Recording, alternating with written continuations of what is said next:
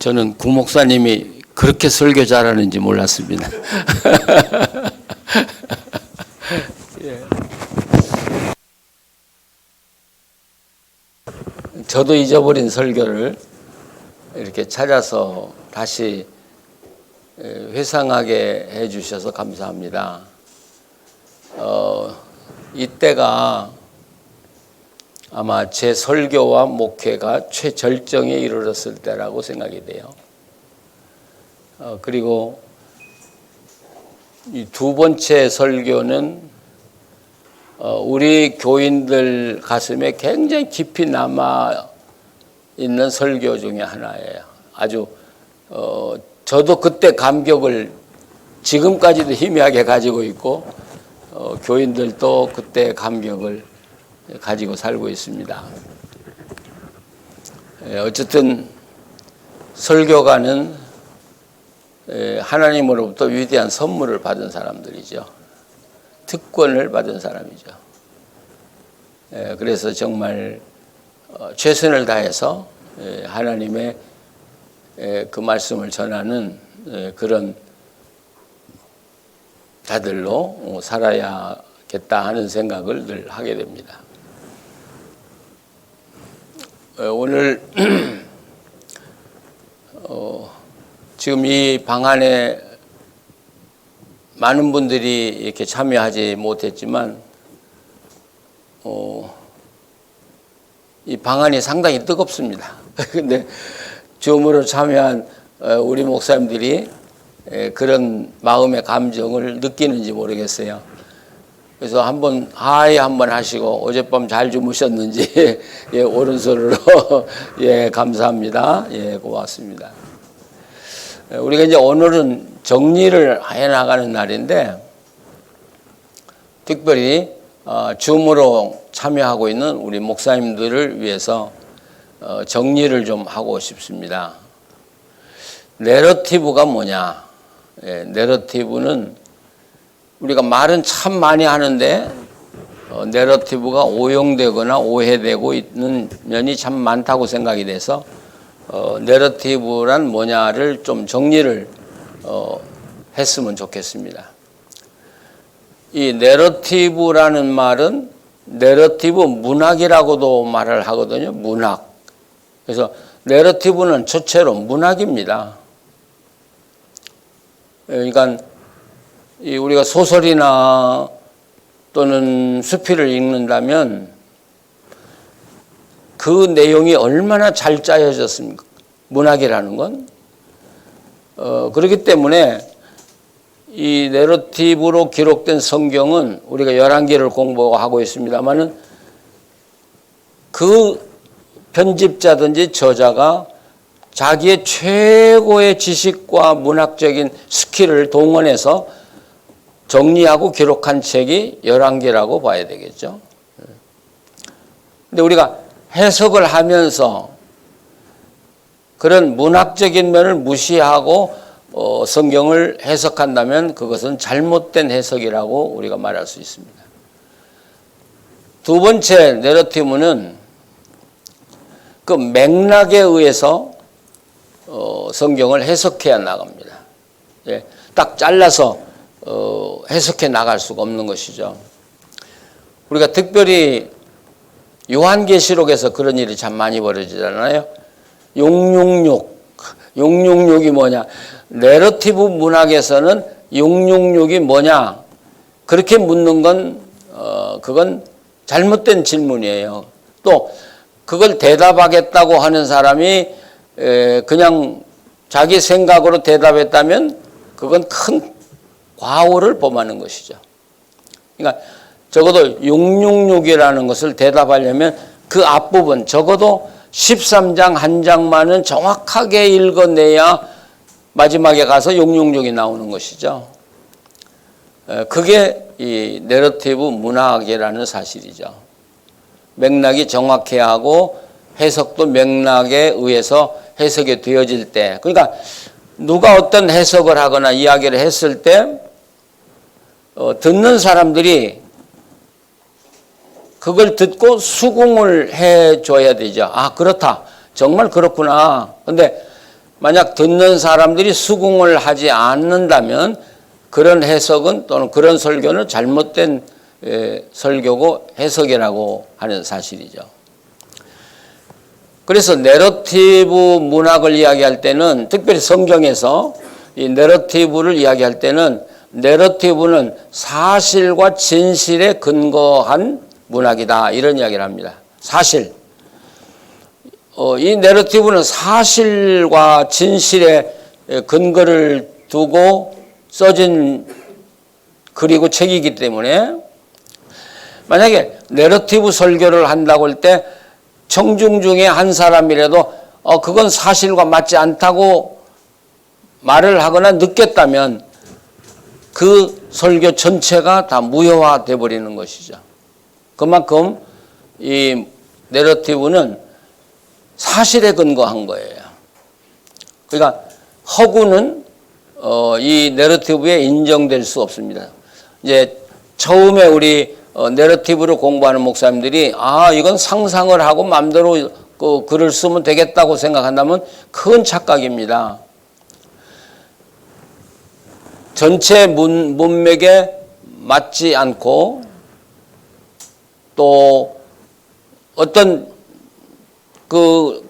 내가 주장한 것에 대해서 증명할 수가 없다면 그건 허구에 집을 짓는 것과 똑같습니다.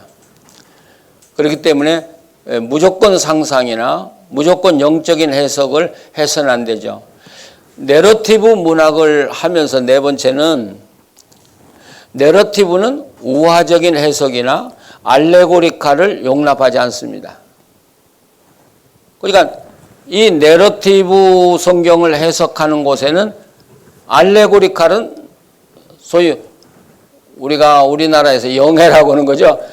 영해는 존재할 수가 없어요. 이 내러티브 문학에서는. 제가 이제 이 내러티브로 성경을 해석하고 설교를 하다 보니까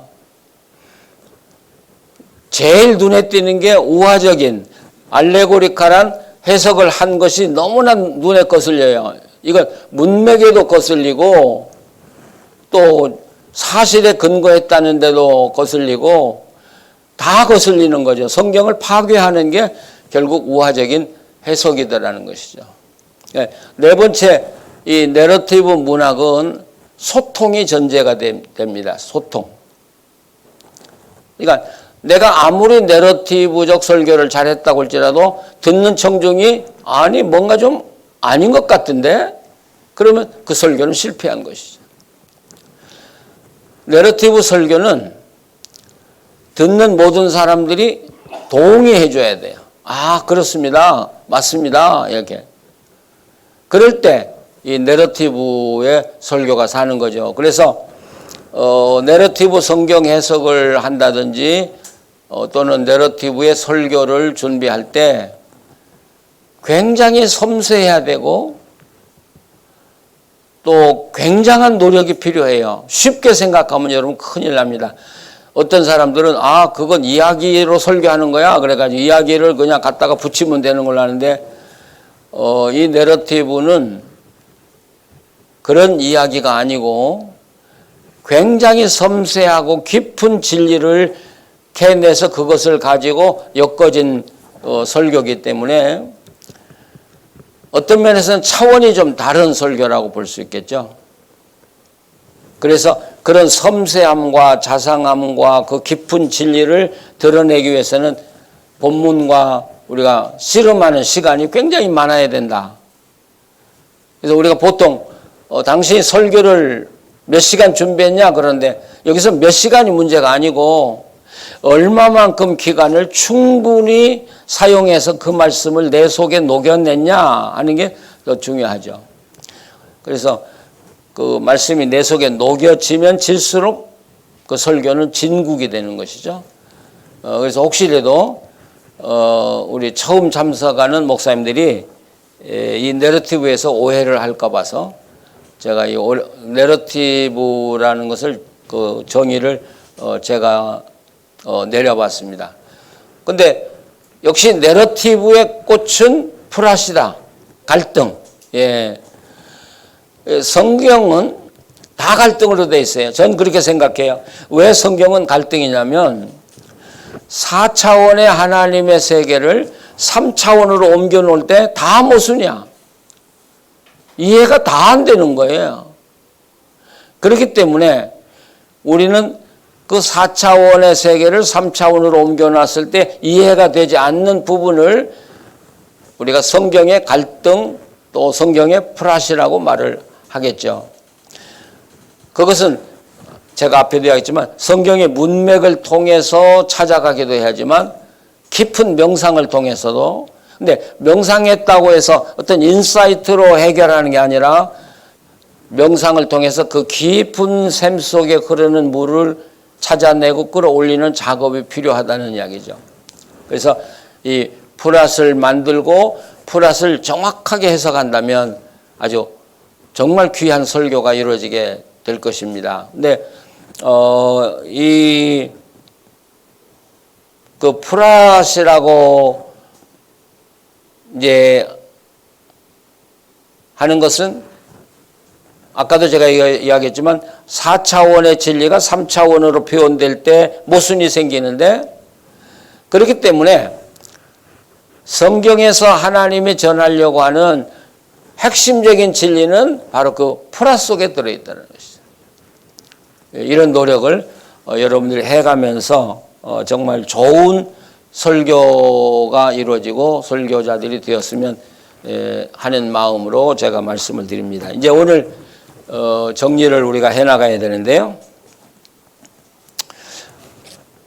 그 이스라엘의 유다 왕 중에 우리가 이제 여로보암까지 이야기를 했습니다만은 보통 뭐 히스기야, 오시야 뭐 이런 분들은 다 잘 아는데 왕 중에 정말 훌륭한 왕에 대해서 우리들이 좀 등한히 하는 사람이 누구냐면 아사 왕이라는 사람이죠. 아사.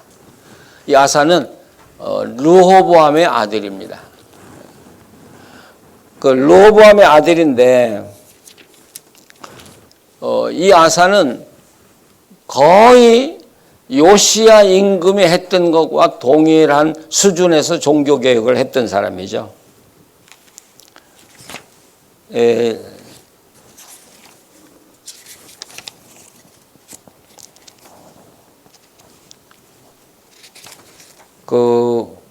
여러분들이 66. 거기 67은 아무리.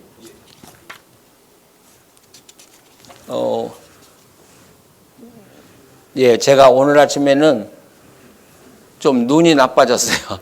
이 눈이 기분이 어제는 참 좋았는데 오늘 아침에는 눈이 좀 이렇게 나빠지니까 신경이, 그래서 미안해요. 예. 그러니까 이 아사는 다윗의 증손자죠. 그리고 우리가 아사에서 빼놓아서는 안 될 사람이 누구냐면 르호보암의 아내. 그러니까 이 아사의 어머니가 되죠. 마아가라는 그 압살롬의 딸이더라. 그런데 그게 우리가 알고 있는 압살롬인지 아닌지는 잘 모르겠어요. 그건 저도 많이 찾아봤는데 우리가 잘 찾아볼 수가 없고요. 이 아사 왕은 예루살렘의 왕이 되는 즉시 남세 가는 자를 쫓아내고 우상을 제거하는 일부터 시작했어요. 우리가 어제도 그 이야기를 잠깐 했습니다만은 사람들은 뭘 좋아해요? 쉽게 종교 생활을 하고 쉽게 복을 받는, 그러면 좋아하고요. 또 그 예배 행위가 재미가 있고 또 우리들의 욕구에 쉽게 만족할 수 있는 것을 사람들은 따라가게 돼 있죠. 그러니까 이 바알 신과 아세라 신을 섬기는 일이 그렇게 쉽게 이스라엘 속까지 파고 들어갈 수 있었던 것은 바알신을 섬기는 일은 쉽고 재밌거든요. 우리처럼 성경 공부 부지런히 할 필요도 없고요. 그냥 뭐 성경 필요가 없어요. 그냥 맨주먹 가지고 가서 거기서 하는 대로 구경하고 끝나면 맛있는 음식 주고 그리고 거기 그 신당에 있는 여자들 남자들과 함께 정말 이 음란한 생활을 마음껏 즐기고 그리고 제가 잘 모르긴 한데 이 바알신 축제는 재미있었던 것 같아요. 막 그 술을 마시고 춤을 추는 광란의 춤을 추는 그런 재미가 있었던 것 같아요. 그럼 한번 우리가 비교해 보세요. 여호와 하나님을 섬기는 예배의 딱딱함과 그들이 갖고 있는 다이나믹 비교가 안 되는 거예요. 제가 그 미국 조지아에서 공부할 때 텍사스에서 이제 제가 지금 언젠가는 모르는데 이 약간 흑인들의 교회로 모이는 교회인데요. 저녁에도 수천 명씩 모이는 교회예요. 그래서 거기를 참석해 보니까 예배 열기가 보통 뜨거운 게 아니에요. 근데 거기는 찬양할 때는 무조건 다 일어나 가지고 막 춤을 추면서 찬양을 하는데 그 춤이 요즘 우리 젊은 애들이 추는 춤 수준이에요. 그냥 뭐 손짓만 하는 게 아니라 뭐 자기 멋대로 춤을 추고요. 제 옆에 백인 부부가 있었어요. 괜찮은 사람들인데 거기 참석해 가지고 막 흥분해서 그렇게 찬양을 하더라고요. 제가 물었어요. 이 교회 얼마나 다녔냐? 그러니까 몇 년 됐대요. 그 전에는 어느 교회 다녔냐? 그러니까 기성교회를 다녔어요. 왜 이 교회로 옮겼냐니까 재밌지 않냐? 나보고 첫마디가 재밌지 않냐? 나는 기존 교회에서 기성교회에서는 이런 재미를 맛본 적이 없다. 그 말이 저한테 엄청난 충격을 줬어요. 충격을 줬어요. 근데 지금 우리가 드리는 예배가 꼭 그렇게만 드려야 되는 것인지 저는 그런 생각을 해요. 우리가 예배의 전통도 지켜야 하고 형식도 지켜야 하지만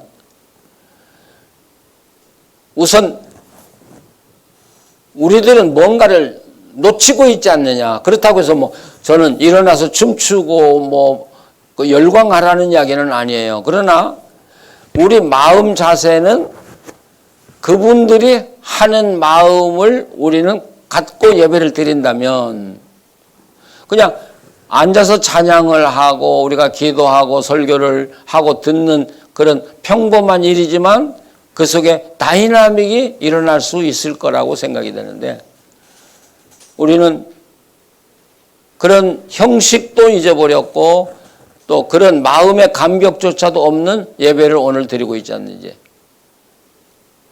그러니까 우리 한국교회도 제가 어제부터 지금 우리 한국교회 샤머니즘 이야기를 많이 하는데 많은 분들이 샤머니즘적 신앙으로 흐르는 이유는 쉽고 간단하고 복받고 재미있는 거예요.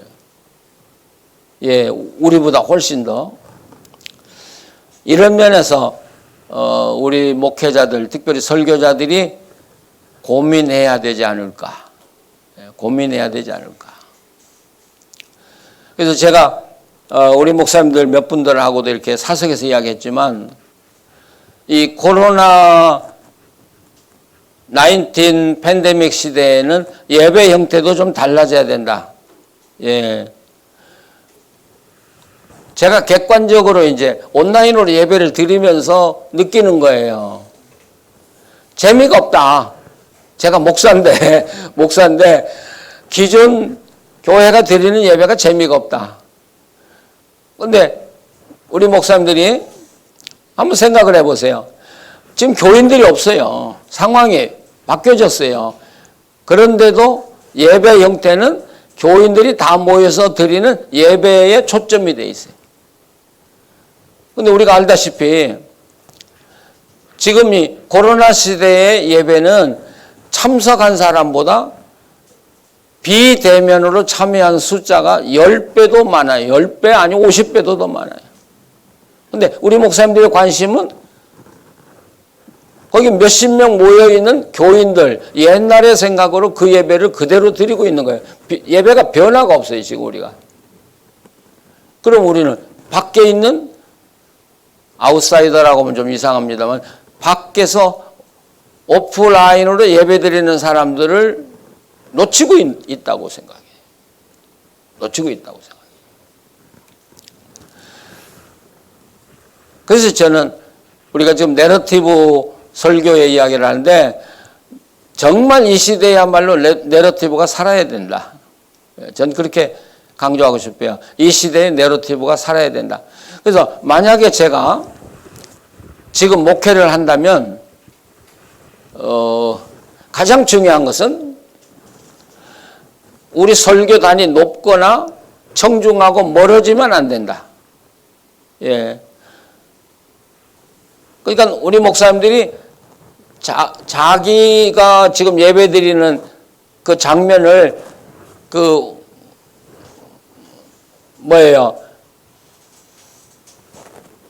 들어가서 객관적으로 한번 보시라고요. 그래서 단이 멀리 있고 높이 있는데 카메라가 잡고 있으면 목사님이 저 멀리서 설교하는 것처럼 들려요. 그러니까 벌써 거리상으로 이 비대면에 참여한 사람들이 벌써 거리상으로 설교를 거부해요. 아니, 제가 참여해 보니까, 예. 저 목사님 저 멀리 위대하게 높이 서서 지금 뭐라고 하는데 나한테는 잘 안 들려. 이게 목사인 제가 느껴지는 거예요. 그 어떻게 하면 이 청중에게 접근할 수 있는지 그것도 우리가 이 비대면 예배를 드리는 동안 우리는 한번 고민을 해봐야 되고 또 자연히 이 청중이 없으니까 아니 청중 없이 설교하는 거 정말 재미없잖아요. 지금 이렇게라도 참여하고 계시니까 제가 지금 말할 마음이 생기지 아무도 없이 저 카메라 앞에서만 이야기한다면 난 빨리 끝내고 싶지 말하고 싶지가 않아요. 이 청중이 주는 반응이 우리한테 얼마나 힘이 되는지 그래서 제가 미국에서 연세 많은 분들이 모이는 교회지만 제가 하루는 큰 절을 했어요. 코로나 바이러스를 겪으면서 여러분들이 얼마나 위대한가를 나한테 귀한 존재인가를 제가 느껴서 감사드린다고 고맙습니다. 인사를 제가 한 적이 있는데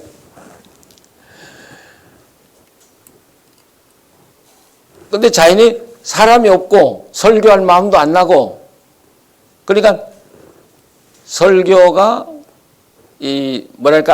정적으로 흐르는 경우가 참 많아졌어요. 정적으로. 예. 그냥 차분해져요. 나도 모르게 차분해지고 재미가 없어요. 내가 재미가 없어요. 근데 그걸 객관적으로 바꾸고 생각해 보라고요. 그걸 텔레비로 보고 있는 사람 입장에서 보자고요. 내가 하면서도 재미없게 하는데 그 사람들이 볼 때 오늘 저 목사님 통해서 내가 은혜 받아야지 그렇게 생각하겠냐는 거죠. 아이고 우리 목사님 왜 이렇게 딱딱해졌어. 예, 왜 이렇게 재미가 없어. 예. 그러니까 항상 우리는 청중이 어떻게 생각할 것인가. 그래서 저는 이런 기회는 어떻게 보면 단도 치우고 핀 마이크 꽂고 청중 앞에 가가지고 모노 드라마를 하자고. 너무 심하게 하면 안 되겠지만 왜 제가 이런 이야기 하냐면 지금 내가 앉을게. 대면에서 예배드리는 수는 100명 정도밖에 안 된다고요. 그리고 그걸 밖에서 보는 사람은 1000명, 2000명이라고요. 근데 그들이 지금 우리가 드리는 예배에 관심이 없다면 내가 설교하는 것에 관심이 없다면 우리는 굉장히 많은 걸 놓치고 있다는 것입니다. 어쨌든 그런 면에서는 지금 목회하고 있는 목사님들이 더 잘하실 테니까 코로나 이전의 예배와 이 비대면 예배에는 뭔가 달라져야 된다는 건 아마 목사님들이 느끼실 거예요. 뭔가 달라져야 된다. 그러면 어떻게 달라져야 되냐 하는 것들은 우리 목사님들이 각자가 고민을 해볼 필요가 있다고 저는 생각합니다. 자, 너무 많이 나갔나? 자, 이 아사가요, 종교개혁을 하기 시작하는데 우상 다 때려보시고요. 그런데 가장 걸림돌이 된 사람이 누구냐면 바로 그 르호보암의 부인 그비라의 자리에 앉아있는 마아가예요. 이분이 아세라 숭배를 앞장서서 조장했거든요. 그리고 막강한 힘을 가지고 왕 앞에 앉아 있는 거예요. 그런데 이 아사는 이 마아가라는 그비랴를 제거하지 않고는 종교개혁이 일어날 수 없다고 생각했죠. 근데 그게 쉬운 일이 아니잖아요. 아니, 우리 할머니가, 우리 어머니가 나에게 간섭하는 걸 내가 막기가 얼마나 힘들어요. 예. 근데 바로 이 마아가가 자기가 종교개혁을 하는 일을 막아 쓰고 있는 이 그비라라고는 존재가 있는 한 할 수 없다고 생각했기 때문에 그 그비라인 마아가를 즉위해서 해제시켜버려. 그리고 종교개혁을 단행하는 것이죠. 그래서 거기 열왕기상 15장 9절에 24절을 보면 여호와 앞에서 온전했다고 성경은 표현해요. 온전했다. 여기까지 보면 이 아사는요, 유대 나라의 굉장히 위대한 왕이에요. 이 아사가요, 종교개혁도 했고요, 참 지혜로웠고요, 또 싸움도 잘하는 군인이었더라고요. 그러니까 여러모로 갖춘 사람이었어요. 근데 딱 한 가지가 걸렸어요.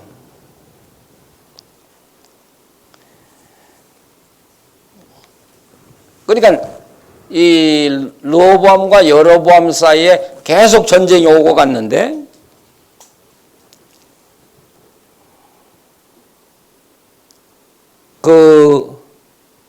이제 사마리아 북쪽 이스라엘의 바하사라는 왕, 그 여로보암의 아들이죠. 여로보암의 아들이 어제 이야기한 대로 그 전까지는 남쪽과 북쪽이 맘대로 왕래를 했는데 이 바하사라 왕은 아예 거기에 우리로 말하면 38선을 그으려고 작정을 한 거예요. 그러니까 아사가 볼 때 이거 큰일 났거든요.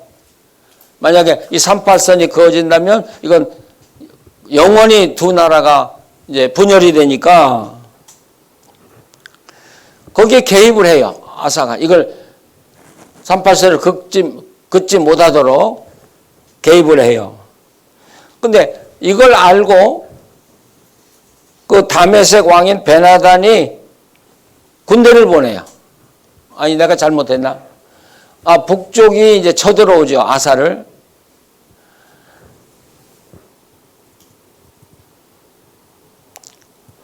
쳐들어오니까 아사가 베나단에게 사신을 보내가지고 그 뇌물을 보내가지고 와서 도와달라고 요청을 하죠. 그래서 이 베나단이 즉시 달려와서 바하사의 군대를 몰아내고 이 38선을 다시 말하면 치는 일을 못하게 했죠. 어떻게 보면 이게 굉장히 훌륭한 일이잖아요. 어쨌든 나라가 분열되는 거 막아야 되니까. 그런데 열왕기서에서는 이것이 나쁘다고 비판하지 않았어요. 이 예언자들은. 그런데 역대기서에서는 굉장히 이걸 비판해요. 왜냐하면 어제도 계속 우리가 강조했지만 하나님께 먼저 구하고 하나님의 지시를 받고 했어야 되는데 하나님에게 묻지 아니하고 자기가 다른 나라의 군대를 끌어들여서 결국 이 바하사의 의도를 차단했다고 하는 사실. 그러니까 바하사의 군대를 막았다고 하는 것만 이야기하는 게 아니라 이 역대기서는 근본적인 이유를 항상 캐는 거예요. 예? 네가 왕이면 하나님께 물었어야지. 이럴 때는 어떻게 하면 좋으냐? 그리고 하나님으로 하여금 이 일을 해결하도록 했어야지. 왜 네가 다른 나라의 왕을 끌어들여 가지고 이 나라를 문제를 해결하려고 했냐? 근데 그런 의도 속에는 결국 이렇게 외국의 왕들을 끌어들이면 나중에 그들에 의해서 망할 수도 있다는 그런 위기감이 이 속에 있었다고 생각이 돼요. 그래서 그 왕상 15장 23절에는 그가 노년에 발에 병이 나서 죽었다. 그러니까 병 때문에 죽었는지는 밝히지 않았지만 어쨌든 아사가 죽었다. 이렇게 기록하고 있어요. 어때요? 이 아사 왕을 우리는 어떤 왕으로 취급해야 될까? 예. 종교개혁 굉장히 잘했어요. 근데 딱 하나 잘못했어요. 근데 열왕기에서는 훌륭한 왕으로 취급하고 역대기에서는 나쁜 왕으로 취급을 해요. 그래서 이 아사 왕을 제가 왕들을 분류할 때 2번에 속하는 왕으로 넣을까 3번의 왕으로 넣을까 할 때 결국 마지막에는 실패한 왕으로 역대기는 기록하고 있더라는 것이죠. 그래서 3번에 이렇게 제가 넣었던 기억이 있는데요.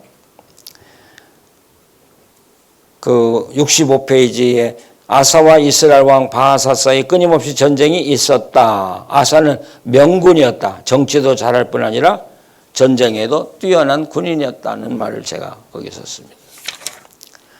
그 다음에 이제 오므리 왕조가 시작이 되죠. 근데 여기서 오므리 왕을 다 다룰 수 없고요. 이제 시간이 다 가고 있는데요. 그 엘리야와 엘리사 이야기, 선지자 이야기를 좀 하고 넘어갔으면 좋겠어요. 그 왕들의 이야기를 쭉 전개하다가 갑자기 선지자 이야기가 나와요. 아주 엘리야와 엘리사의 그 내러티브는 굉장히 길게 나와요. 굉장히 길게 나와요. 왜 갑자기 왕들의 이야기를 하다가 이 선지자의 이야기를 그렇게 장황하게 늘어놓는가? 예, 어떻게 생각하세요? 왜 갑자기 선지자 이야기가 그렇게 장황한지? 근데 이것은 우리가 유대나라, 이스라엘이나 유대나라 역사를 볼 때 그 왕의 시대에 예언자가 많았다는 이야기는 그만큼 위기였다는 이야기죠. 또 엘리야와 같은 사람이 등장했다는 것은 그건 그 나라에 굉장한 위기가 왔다는 걸 우리에게 말해주는 것이죠. 그러니까 우리가 잘 아는 대로 이 아합 왕 오므리는 그 두루와 시돈의 딸을 자기 며느리 아합 왕이 부인으로 그렇게 결혼을 시켰잖아요. 근데 우리가 잘 아는 대로 이 이세벨이라고 있던가 하는 이 여자는 이 페니키아 사람들은 이 정치적인 결혼을 한 거죠. 왜냐하면 이 여자는 공주이면서 바알신의 여자 제사장이에요. 우리가 여자 제사장이면 음란한 여자예요. 원래 소속이. 그런데 이 아합 왕과 결혼을 시킨 이유는 이분이 바알신의 선교사가 돼가지고 이스라엘과 유대 땅을 바알의 나라로 만들려고 전략 결혼을 한 것이죠. 그래서 그 계획대로 이스라엘은 거의 바알에게 다 넘어갔잖아요. 엘리야가 생각할 땐 자기만 남았고 다 넘어갔다고 생각했지 않았어요. 근데 하나님 편에서 생각을 해보면 하나님이 얼마나 급하시겠어요. 이스라엘이 통째로 바알에게 넘어가고 있는데 그러면 유대 나라도 위험하잖아요. 우리가 여로보암이 남창을 만드니까 남쪽 나라에서도 남창을 만들거든요. 여하튼 이 이웃의 영향은 대단한 것 같아요. 예. 제가 시골에서 목회할 때 저희 교회 옆 교회인데 전도사님이 한 분이 왔는데 이분이 방언 기도도 하고요. 모르겠어요. 병을 많이 나았는지는 모르는데 저녁마다 성령 집회를 하는데 뭐 얼마나 뜨겁게 아까 말한 대로 뭐 그렇게 말하면 안 되겠지만 바알을 섬기는 그런 열정 이상으로 매일 막 교인들이 막 신난 거예요. 그리고 또 낮에는 아픈 사람, 뭐 믿는 사람이든 안 믿는 사람들 막 쳐들어가서 막 찬양하고 기도해주고, 그러니까 온 마을이 그 교회의 어떤 영향력으로 들어가더라고요. 그러니까 제가 목회하는 교회가 한 50명밖에 안 모였으니까 조그마한 교회잖아요. 직분자들이 나한테 와서 목사님 큰일 났습니다. 예, 마을 사람들 관심이 그 교회로 다 갔는데 왜 목사님은 가만히 계십니까? 저한테. 그때 나는 성경 공부만 하고 있었거든요. 목사님 성경 가르쳐 가지고 됩니까? 우리도 뭘 해야지 뭐. 그래서 저는 제가 좀 느긋한 데가 있어요. 괜찮습니다. 예. 하나님께 맡기고 그 교회 흥왕하면 됐죠. 그러나 우리는 정도를 걸어갑시다. 그래서 성경을 공부했는데 그러고 나서 한 2달인가 교회 장로님이 저한테 쫓아왔어요. 목사님 큰일 났습니다. 왜요? 그러니까 그 전도사님이요 보찜 다 싸가지고요 야간 도주했대. 갑자기 그 교회에서 사라져 버리는 거예요. 그러니 뭐 한참 불이 붙던 교회가 갑자기 사라져 버리니까 그 교회가 뭐가 되겠어요? 이번에 가보니까 그 교회가 정말 내가 목회하던 교회 반쪽도 안 되는 교회인데 지금도 그 건물 그대로 있더라고요. 우리 목회자들이 이렇게 목회할 때 좋든 나쁘든 다른 사람의 영향을 안 받고 목회한다고 하는 건 참 어려운 것 같아요. 예, 특별히 아까 말한 대로 뭐 성령 운동을 한다고 하거나 뭐 이렇게 할 때. 그런데 이세벨이라는 여자가 와가지고 결국 이스라엘을 다 바알 나라로 만들어 버렸죠. 그래서 하나님이 개입할 수밖에 없는 거예요. 이게 이제 다니엘서의 묵시, 요한계시록에도 마찬가지잖아요. 요한계시록 우리가 늘 합니다만은 그 당시에 크리스찬 수가 5만이었는데 이제 도미티아니아라는 황제가 나타나서 4만이 죽잖아요. 얼마나 위기예요. 근데 그게 그 본문에 보면 미래형으로 됐기 때문에 아직 박해가 온 건 아니고 오고 있는 것을 지금 묵시로 말씀을 하시는 거죠. 그러니까 그런 위기를 이겨내기 위해서 하나님이 갑자기 개입하셔서 그 사도 요한을 통해서 묵시를 주시잖아요. 그러니까 이 엘리야 시대도 하나님은 굉장히 급하신 거예요. 그러니까 2가지를 하시잖아요. 하나는 3년 6개월 동안 비가 내리지 않게 하고 그 다음에 엘리야를 보내는 것이죠. 어제도 제가 질문했습니다마는 3년 6개월 비가 오지 않았다는 이야기는 그냥 항상 우리가 배경을 가지고 이야기해야죠. 이 비를 내리는 시는 가나안의 그 농경 사회에서는 바알이라고 생각한 것이죠. 그래서 그 바알의 축제 때는 뭐 잠자던 바울이 그 바알에 깨어나고 그래서 이 지상에서 이 그 바알 제사장들이 성적 교접을 하는 걸 바알이 위에서 보면서 기뻐해서 결국 비를 많이 내려주신다. 예. 그러니까 어떻게든 바알을 기쁘게 하기 위해서 이 성적 교접을 많이 해야 된다. 이게 바알 종교 아니겠어요? 그러니까 하나님이 비를 3년 6개월 딱 안 내리신 건 바알이 비를 내리는 사람이냐, 여호와 내가 내리는 사람인가 한번 보라는 것이죠. 무언의 하나님의 대모라고 할까? 하나님의 무언한 한 거예요. 너희 놈들 바알이 비를 내린다고 한번 살아봐. 예.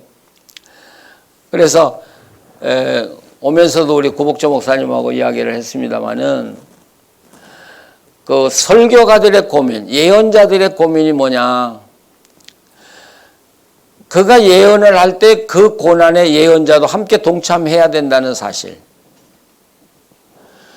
어떤 면에서는 엘리야가 먼저 그 고난을 당하잖아요. 그래서 결국 남의 나라까지 피난을 가야 하는 그런 위기가 왔지 않았어요. 그러면서도 예언자는 굴하지 않고 그래도 하나님이 역사한다고 믿고 그 어려움을 뚫고 나가면서 백성을 인도해야 될 책임이 있다는 점에서 이 예언자의 아픔이 있고 위기가 있고 어려움이 있다는 사실. 우리 설교가도 마찬가지잖아요. 우리가 설교할 때 교인들이 어려움을 당하고 나는 거기서 제외된 인간으로 높은 산에서 내가 하나님 말씀 외치는 거 아니잖아요. 우리가 교인들의 그 아픔 속에 들어가서 함께 살면서 말씀을 나누는 자잖아요. 제가 그 김은영 교수 우리 장신대 교수에게 참 감사를 드리는데 오래전에 제가 장신대에서 강의를 하고 있을 때인 것 같아요. 그 어느 잡지에 설교에 대한 이 대담을 하다가 그 대담자가 물었더라고요. 당신이 설교학 교수인데 우리나라의 설교의 모범이라고 할 수 있는 설교가를 대라면 누구를 대겠냐. 그렇게 물었더라고요. 그러니까 첫째 한경지 목사님을 댔더라고요. 그 한경지 목사님은 목회적 설교의 대표적인 인물이다. 예. 두 번째는 오카는 목사님을 들었더라고요. 예, 오카는 목사님은 예언자적 설교가다. 이렇게. 근데 세 번째 저를 들었어요. 저를 뭐라고 평가했는가 궁금하잖아요. 저도 굉장히 궁금하더라고요. 저는 그게 잡지에 난지도 몰랐는데 누가 보내줘서 그 목사님 보내줬는가? 그랬나 보다. 거기에 김은영 교수가 평가하기에는 나는 교인들과 함께 성경을 풀어가면서 그 함께 그 말씀을 느끼게 하는 설교가다. 그래서 어쨌든 적절하다. 내가 그렇게 훌륭한 설교가인지는 몰라도 저는 교인들 속에 들어가서 교인들과 함께 성경을 풀어가려고 하거든요. 제가. 그러니까 소통이라는 말을 많이 쓰는데 소통이라는 건 꼭 질문을 하고 대답을 들어서야만 소통이 아니라 제가 성경을 풀어가면서 이렇게 가면 교인들이 그 풀어가는 걸 따라오면서 함께 느끼는 거죠. 그러다가 제가 질문을 던질 때 이제 프라스라는 갈등에서 질문을 던지면 교인들이 대답은 말로는 안 하지만 속으로 그래요 목사님 그건 맞아요 예? 하고 이렇게 소통을 해준단 말이죠. 그러면서 교인들과 함께 그 말씀을 풀어가면서 결론까지 도달하면서 결국 교인들은 교인들대로 어떤 결단을 하고 근데 교인들만 결단하는 게 아니라 목회자도 똑같이 그 성경을 설교를 해나가면서 감동을 받고 느끼는 거잖아요. 나도 결단하고. 그러니까 우리 설교가들이 설교를 해놓고 자기가 감격스러워서 울 때가 많잖아요. 자기가 교인들보다 더 감동을 받아. 감동을 받고 은혜를 받고 아 내가 이렇게 살아야지. 그런 게 있기 때문에 우리 설교자들이 그래도 하나님께 가까이 가려고 노력하게 되는 것 같아요. 예. 이번에 지난주일에 이어서 이번에도 우리가 이 세미나를 이 안중교회 또 우리 윤문기 목사님 배려하에 참 진행을 순조롭게 잘 진행하게 된 것 정말 다시 감사를 드려요. 네. 저는 우리 지금 이 줌으로 들어온 목사님들이 내러티브 설교의 샘플을 좀 보여다오 뭐 그렇게 요구를 많이 하시는데 제가 시간상 못 보여주는데 우리 목사님들이 다 잘하지만 안중교회 홈페이지에 들어와서 윤문기 목사님의 설교를 들으시면 내러티브 설교의 좋은 샘플을 볼 수 있다. 저는 그렇게 추천을 하고 싶어요. 그러니까 제 설명은 더 이상 필요 없고 좋은 우리 목사님들의 설교에 들어와서 여러분이 직접 보면서 경험을 하면 아주 좋겠습니다. 마침내 이 엘리야가 이제 바알 선지자들을 갈멜산으로 부르잖아요. 그래서 누가 비를 내리는 분인가 한번 시험해봐. 하늘에 불을 내리고 비를 내리는 분이 누군가를 시험해보자. 예. 하고 제안하잖아요. 근데 저는 그 말씀 가운데 가장 중요한 게 뭐냐면, 자, 이제 누가 참신인가가 밝혀질 텐데, 하나님이든지 바알이든지 둘 중에 하나를 선택하라고 하는 장면이 나와요. 그러니까 이 엘리야가 그 바알 선지자, 아세라 선지자들을 갈멜산을 부른 이유는, 그리고 자신의 백성들이 거기 다 모인 이유는 하나님이냐 바알이냐 둘 중에 하나를 선택하라고 하기 위해서 불렀다는 거예요. 결단. 이스라엘이 결단을 내리라는 것이죠. 그러면 이 이야기 가운데 무슨 이야기가 되냐면 이스라엘은 다 지금 바알에게 넘어갔어요. 그러면서도 동시에 뭐가 있어요? 하나님을 또 섬기고 있더라는 것이죠. 그러니까 이 항상 혼합주의가 문제거든요. 하나님 섬긴다면서 바알 섬기고 바알 섬긴다면서 그러면서 하나님도 섬기니까 비하고 바알도 또 해서 또 복도 받고 지금 그게 이스라엘이니까 하나님은 이 엘리야를 통해서 결단하라. 예, 결단하라. 그러니까 우리가 그 교회에서 정말 우리 교인들이 결단하고 오직 하나님만 섬기게 하기 위해서 설교를 한다면 이 본문은 기가 막히게 좋은 본문이죠. 근데 성경은 나중에 우리 목사님들이 다 읽어보시지만 바알 신들이 뭐 하루 종일 떠들고 춤추고 막 자기 몸을 해하고 뭐 그러잖아요. 그러니까 바알 신을 섬기는 제사의 화려함을 다 보여줘요. 신나는 거 다 보여줘요. 근데 생명은 없었다라는 것이죠. 근데 엘리야는 그 무너진 제단을 수축해요. 그러니까 바알을 섬기느라고 하나님의 제단들이 다 무너지는 것도 모르고 살아온 거죠. 근데 그걸 먼저 수축하고 그리고 거기에다가 물을 갖다 붓잖아요. 재미있는 것은 지금 불이 내려서 장작을 태워야 하는데 가능하면 장작이 말라야 되죠. 그리고 불이 잘 붙게 만들어야죠. 근데 엘리야는 반대로 불이 잘 붙지 못하도록 역행을 하고 있는 거죠. 물을 갖다 붓고 또 붓고 해서 장작이 추져가지고 결국 불이 못 내리게 하는 작업을 엘리야는 계속하고 있는 것이죠. 왜 그래요?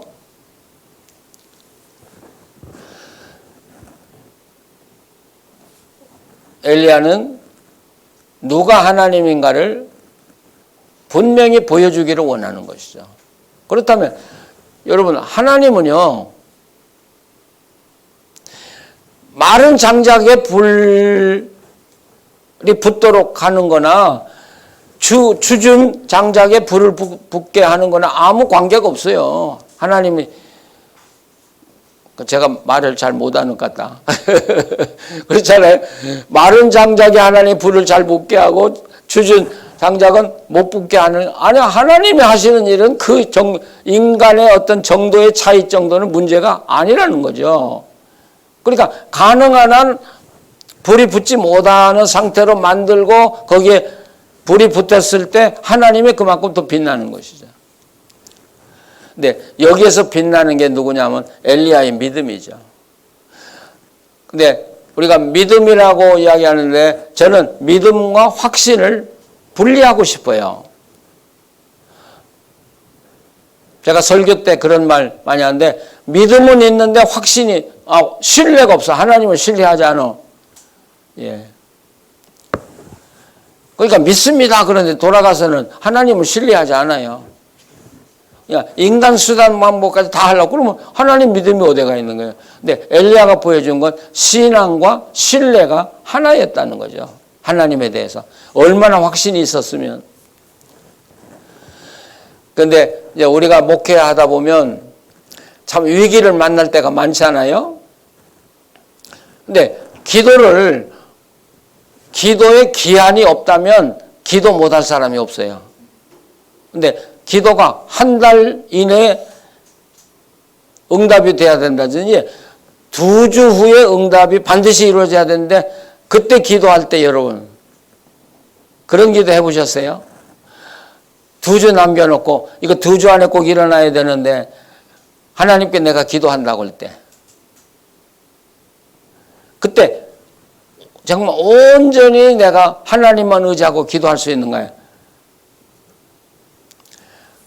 이 동일교에서 제가 목회할 때 지금은 장로님인데요. 마장동에서 인쇄소 이렇게 기계 옛날 수동으로 된 거 한 3대 놓고 인쇄를 했던 분이 있어요. 근데 그분이 면목동에 이제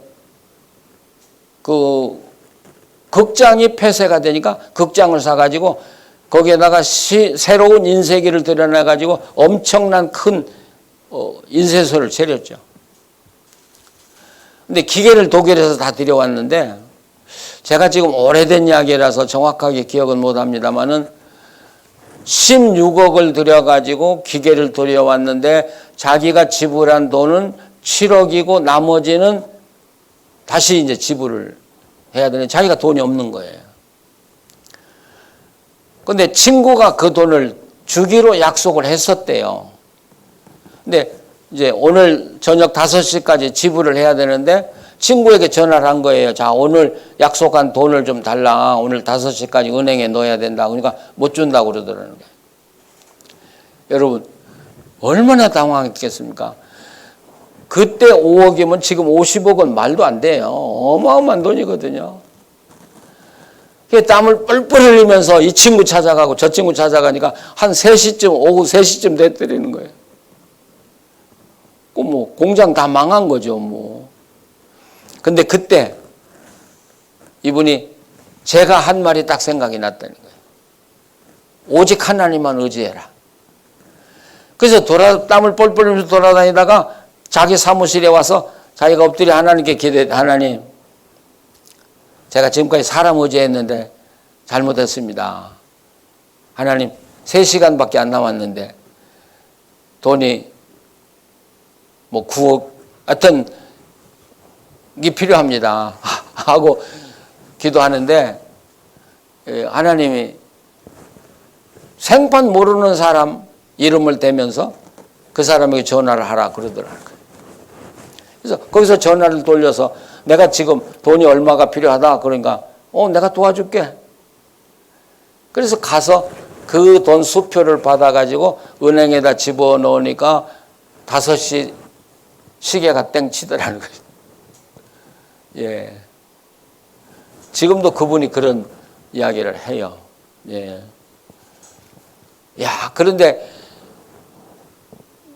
그런 순간에도 오직 하나님만 아니면 전 재산이 지금까지 내가 일해온 걸 한꺼번에 날아간 위기인데 그 순간에도 내가 엎드려 하나님께 기도할 수 있는가? 그렇기 때문에 우리 기독교의 신앙은 죽으면 죽으리라는 신앙이 우리 기독교 신앙이더라고요. 예. 하나님, 제가 오늘 목회 못하고 죽어도 상관이 없습니다. 나는 하나님만 바라봅니다. 이게 그래서 죽으면 죽으리라는 것은 뭐 에스더만 한 것이 아니라 정말 살아계신 하나님과 함께 살아가는 사람에게는 죽으면 죽으리라는 신앙이 절대 필요한 게 기독교다라는 거예요. 살려고 기도하지 마시고, 예. 내가 어떻게든 살고 어떻게든 헤어나려고 하는 게 아니라 하나님 난 죽으라고 하면 죽겠습니다. 이거 안 되면 난 죽겠습니다. 저도 목회하면서 그런 기도 참 많이 했어요. 예. 한 일주일 안에 제가 건축 이야기 많이 합니다만 그 건축하던 모든 것 다 완성했는데 2주 안에 얼마를 안 내면 그 돈이 다 없어져 버리는 그런 위기. 그래서 저도 하나님께 기도했죠. 하나님, 이 돈 어떻게 하면 좋아요? 근데 하나님이 저보고 나는 이 건물 모른다. 그래서 제가 기도하다가 화가 났어요. 하나님 모르면 누가 합니까? 그러고 큰 소리 쳤어요. 하나님이 나는 모른다 그래서 하나님 모르면 누가 알아요? 그럼 제가 하나님 이 교회 문 닫고 이 교회 다 망해도 난 상관없어요. 딴 교회 가면 돼요. 미련한 놈. 아니 이 교회에서 목회 못하고 문 닫은 놈이 어디 가서 목회한다고 하나님한테 나 이 교회 문 닫으면 딴 데 가면 돼요. 그래 그게 미련한 인간이더라고요. 어쨌든 그런 순간도 당해봤고, 예. 그래서 저는 목회하면서 늘 죽으면 죽으리라는 각오를 가지고 살아가는 게 크리스찬이로구나. 꼭 살려고만 하는 게 아니라, 예. 자, 근데 여기서 우리가 엘리야가 결국 승리하고 바알신 제사장 다 죽였잖아요. 근데 나중에 그 브엘세바로 내려가가지고 또 남쪽에 1시간 내려가서 노뎀나무에서 들어놓으면서 하나님 이제 넉넉하오니 나를 데려가 달라고 기도하잖아요. 왜 죽겠다고 하나님 나를 데려가라고 했을까? 전 이게 참 궁금해요. 엘리야가 비겁했어요. 아니 그렇게 가멜산의 영웅이 여자가 자기를 죽인다고 해서 두려워서 브엘세바에 가서 들어놓고 하나님 넉넉하오니 이제 나 데려가 주십시오. 아니 그런 비굴한 인간이 있을 수 있냐. 우리가 그런 생각하는데 왜 내 생명 데려가 달라고 했을까? 데려가시라고 했을까?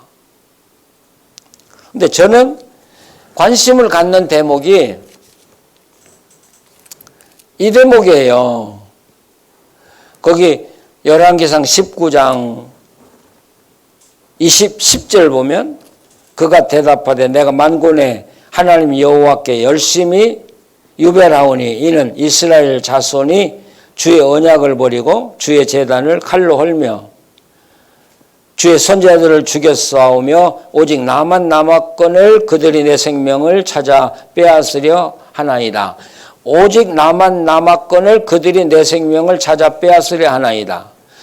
그 똑같은 이야기가 14절에 또 나와요. 똑같은 말이 또 반복해.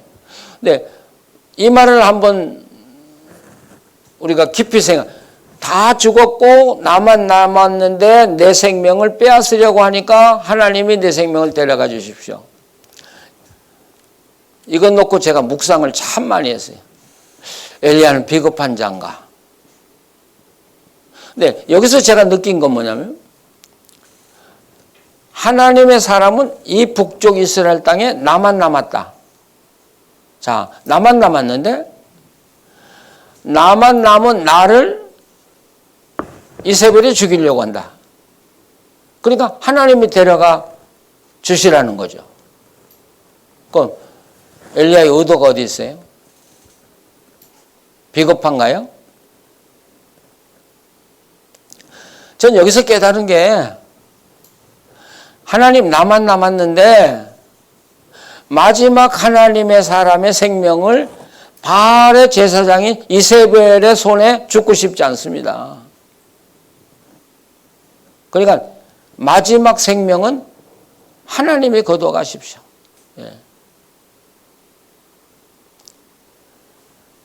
이렇게 보면 이 엘리야는 위대한 사람이에요. 마지막의 생명을 하나님께 걸어요.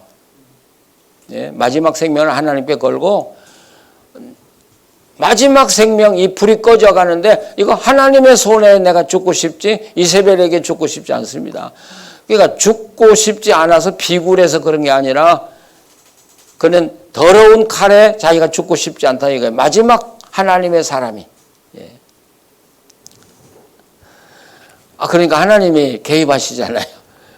예. 그건 우리가 너무 잘 아는 거죠. 하나님이 개입하셔서 먹여주시고 거기서 우리는 하나님이 마치 어머니 같이 느껴져요. 자상하고 따뜻하고 그래서 음식을 갖다 먹이고 또 잠들고 그러면 와서 또 깨우고 음식을 먹으라고 하고 어때요? 하나님 어머니 같은 느낌. 야, 그 따뜻하다. 하나님의 손길이.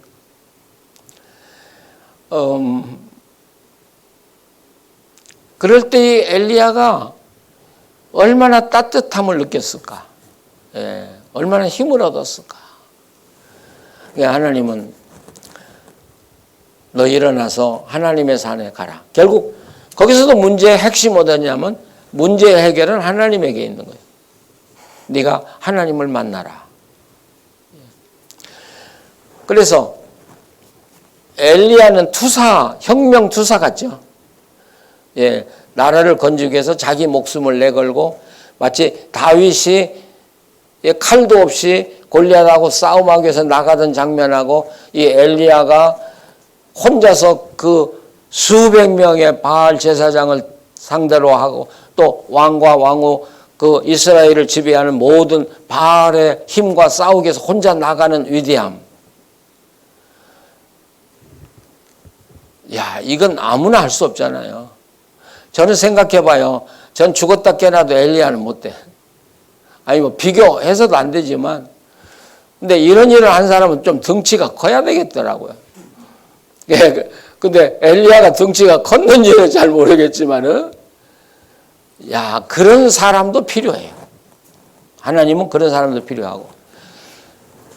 근데 엘리야를 통해서 꺼져가던 등불을 다시 살려냈잖아요. 엘리야만 아니라 7,000명의 선지자가 있다는 거 또 하나님 확인해 주셨고 그래서 거기서 살아나는데 이 살아난 불길을 살려내는 역할을 누구에게 맡기느냐면 엘리사에게 맡겼다는 것이죠. 그러니까 엘리야가 하는 사역하고 엘리사가 하는 사역은 전적으로 다른 사역이죠. 엘리야는 폭풍 같은 사람이라면 엘리사는 잔잔한 서늘바람같이 느끼든 느끼지 않든 그런 사람, 그런 목사예요. 그런 목사. 그러면서 이 엘리사는 사람들을 기르기 시작하죠. 예.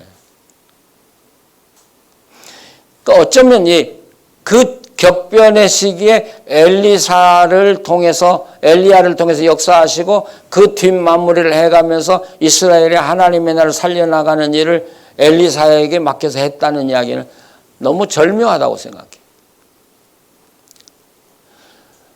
여기서 엘리야가 위대합니까? 엘리사가 위대합니까? 제가 멍청한 질문 던지고 있죠. 말도 안 되는 질문 던지고 있죠. 엘리사의 사역은 훌륭해요. 근데 그런 사역은 오래 지속할 수 없다라는 것이죠. 네. 오래 지속할 수 없다. 그 어떤 혁명적인 투사 같은 그런 어떤 사건이 끝나면 더 할 일이 없어요. 네. 그 제가 뭐 다른 교단 이야기해서 참 죄송합니다만은 오래전에 그때 우리 전두환 시대 박정희 시대로부터 전두환 시대까지 인권운동한 교파가 있죠. 데모하고 계속 했던 분들. 근데 그게 끝나고 나니까 그분들이 할 일이 없으니까 팍 죽어버렸어요. 그래서 제가 그 교단에 가서 이제 강의를 3일 했는데 제가 그랬어요. 아니 그렇게 열심히 인권운동을 한다고 하고 민주주의 회복을 외쳤는데 지금 왜 이렇게 조용하냐. 그러니까 우리도 모르겠어요. 할 일이 없어요. 할 일이 없다고 그러더라고요. 예, 정말 이 시대에 엘리야도 있어야지만 정말 필요한 사역자는 엘리사다고요. 조용하지만 말씀을 통해서 사람을 변혁시켜가고 사람을 만들어가는 바로 그런 사역자가 우리에겐 필요한데요. 근데 이 엘리야와 엘리사 이 두 사람에게 특징이 하나 있어요. 특별히 엘리사는 하나님하고 얼마나 가깝든지 엘리사가 생각만 하면 하나님은 그 이야기를 들어주셔요. 뭐 기도해서만 들어준 게 아니라 제가 전에도 한번 그런 이야기 했죠. 하나님께 물어보고 대답을 듣고 하는 사람이 있는가 하면 내가 먼저 하나님이 이렇게 하실 거라고 해놓으면 하나님이 그걸 뒷도장을 찍어주는 사람이 있다. 이렇게 보면 누가 영적으로 훨씬 더 이 높은 위치에 있냐면 바로 하나님의 뜻을 내가 읽고 이렇게 하면 하나님이 반드시 기뻐하리라고 생각하고 일을 했을 때 하나님이 그 일을 뭐라고 그래? 후에 도장 찍어주는 거. 그 사람이 훨씬 더 높은 영적인 단계에 있는 사람. 네, 바로 그런 인물, 대표적 인물이 엘리사죠. 엘리사. 그러니까 그런 위대한 일을 해낼 수 있는 것이죠. 저는 우리 말씀 목회가 지금까지 걸어온 이유가 사실 이 조용하지만 말씀으로 우리 한국의 교회를 개혁하고 한국의 하나님의 사람을 길러내자고 하는데 이 말씀 목회의 뜻이 있다고 생각해요. 우리 조용한 운동이에요. 그러나 다녀보면 이 말씀 목회 영향을 안 받은 사람들이 거의 없을 만큼 깊숙이 다 들어가 있어요. 예. 근데 우리 목사님들 참 이상하더라고요. 처음 만나면요, 저를 모르는 사람처럼 냉정하게 대해요. 한 번도 안 만난 사람처럼. 그러고 같이 몇 시간 지나든지 하루 지나면 목사님 사실은 제가요, 그러고 나와요. 사실은 내가 목사님 강의를 뭐 2번 들었는데요. 왜 감추려고 하는지는 나 잘 모르겠지만. 그래서 저는 뭐 우리가 감히 엘리사 따라갈 수 없지만 엘리사의 사역을 따라가는 목회자가 되자. 저는 그렇게 권하고 싶어요. 저도 마음에 나는 엘리사와 같은 목회자로 살겠다고 생각을 하고 지금까지 살아왔으니까. 예. 네, 우리가 나비 이야기를 했을 때 2가지 이야기했죠. 나비의 예언의 소스는 2가지다. 하나는 하나님께 영감을 받는 것이고 하나는 성경을 정통하는 것이다. 그래서 이 2가지를 통해서 나비는 역사하는데 오늘날 우리 설교가들이 나비인데 우리들에게도 2가지는 있어야 되잖아요. 하나는 하나님을 만나서 하나님과 함께 교제하면서 영감받아 살아가는 거 하나 하고요. 하나는 성경을 정통해서 하나님을 알아가는 것이고요. 근데 물론 저의 아주 조그마한 경험이지만 저는 반대더라고요. 하나님의 말씀을 깊이 알아가면 알아갈수록 하나님과의 교제가 더 자주 일어나는. 저는 말씀이 먼저였다고 고백하고 싶어요. 예, 뭐 하나님께 불을 받고 영감을 받아 성경을 연구한 게 아니라 성경을 꾸준히 하다 보니까 하나님이 제게 오시고 말씀하시고 만나주시고 문제를 해결해 주시고 일을 이루어 주시는. 그래서 하나님을 만나기를 원하면 성경으로 돌아가라. 성경에 정통해라. 그러면 하나님이 내 안에 충만할 것이고 그 다음에 하나님이 나에게 말씀하시기 시작하고 나를 인도해 가기 시작할 것이다. 전 그렇게 권하고 싶습니다. 자, 우리 지금 참 이상해요. 제가 예배 조금 모인 교인들만 관심 갖지 말고 비대면으로 예배 드리는 교인들을 늘 생각하라고 그러는데 지금도 강의 여기 조금 모인 여러분 상대로 제가 자꾸 이야기하잖아요. 여기 비대면에 참여한 우리 목회자들은 저 한쪽에 멀리 보이고요. 자, 우리 비대면에 참석한 목사님들 제가 한 이야기에 좀 보충하거나 또 덧붙일 이야기 있으면 한번 해주셔요. 심심했죠? 예.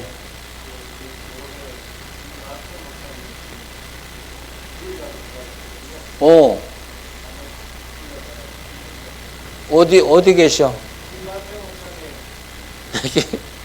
정릉교회 대표로.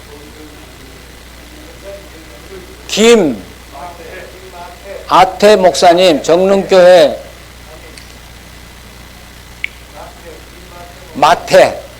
김마태 목사님, 정릉교회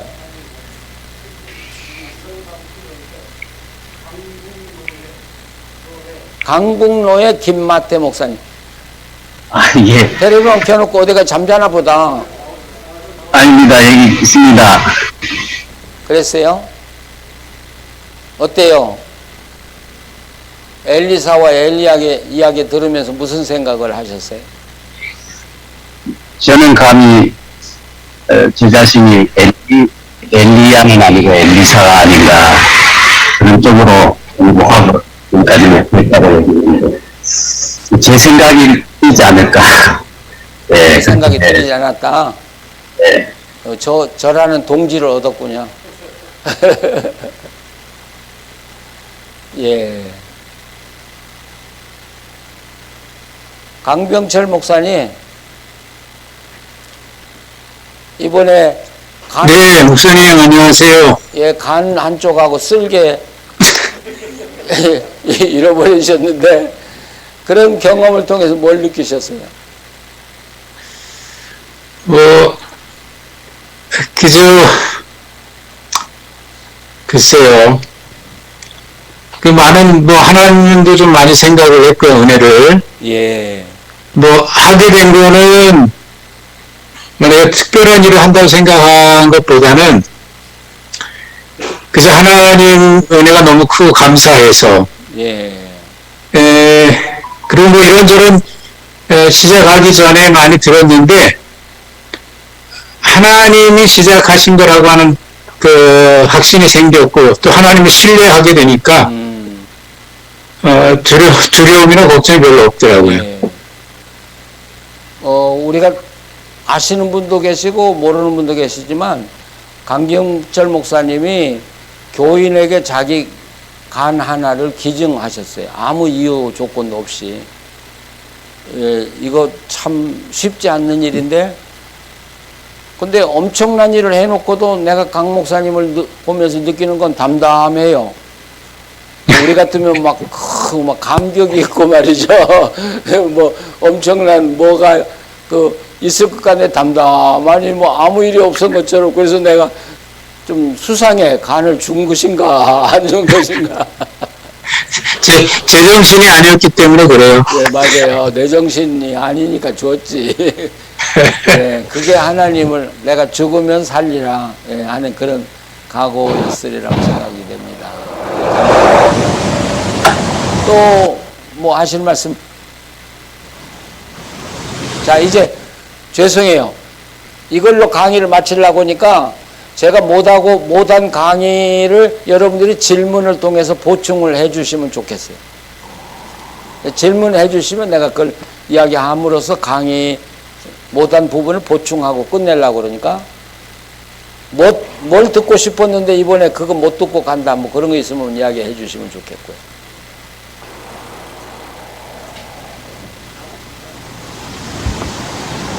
예, 목사님, 예, 박승만 목사입니다. 예, 박 목사님. 예, 그 요시야 말씀을 듣고 싶었는데, 요시야는 그렇게 훌륭하고 했는데, 마지막 죽음이 너무나 아쉬워가지고, 요시야. 예, 예. 그거를 어떻게 해야 되는지, 예. 마지막에 너무나 험하게 죽은 것 같아서, 그 부분에만 메꿔붙지 못해서, 예. 아, 이게 좀 쉽지 같은데, 거기에 대한 말씀을, 그 당시에 이제 정황을 우리가 이해를 하면, 이 아수리아가 이스라엘을, 유대 나라를 굉장히 괴롭혔잖아요. 근데 아수리아의 세력이 점점 기울어지고 바벨론이 지금 일어나고 있다고요. 그러니까 이 요시야 왕의 생각으로는 아수리아가 망하는 걸 원한 거예요. 그래야 우리 유다가 독립할 수 있다고 생각한 거예요. 근데 애굽에 누구가 이제 쳐들어오는데 그 요시야 왕이 생각할 때는 그 애굽의 누구가 아수르와 결탁을 해가지고 바벨론을 물리치려고 한다는 생각이 들었어요. 그러면 유대 나라 희망이 사라지잖아요. 그래서 그걸 막기 위해서 군대를 이끌고 모깃도에 갔다가 결국 거기 전사하고 말아요. 이건 열왕기서의 이야기예요. 근데 역대기서의 이야기는 하나님이 그러니까 누구의 입을 통해서 하나님의 말씀을 신탁을 전해요. 너 요시야 나타나지 마라. 이건 하나님이 시켜서 하는 것이다. 하고 가지 말라고 했는데 누구가 그 말을 안 듣고 결국 가서 싸움하다 죽었다. 이렇게 돼 있어요. 그러니까 역대기서는 이 요시야가 하나님의 말씀을 안 들었기 때문에 죽었다고 하는 의도가 숨겨져 있어요. 열왕기서에서는 그냥 단지 그 누구의 군대를 막으러 갔다 죽었다 이렇게 돼 있죠. 예, 역대기의 해석. 이제 이게 문제죠. 그러면 누구가 한 이야기가 하나님의 말씀인지 아닌지를 어떻게 알 수 있냐. 이것도 참 우리가 증명할 길이 없잖아요. 근데 역사가들은 하나님이 요시야 왕을 막았다는 거예요. 근데 요시야가 불복했다. 이렇게 결론을 내려요. 역사가들 대부분은 그렇게 이야기해요. 그러면서 요시야와 같은 훌륭한 임금도 그런 잘못 판단을 할 수 있다는 것으로 학자들은 결론을 내려요.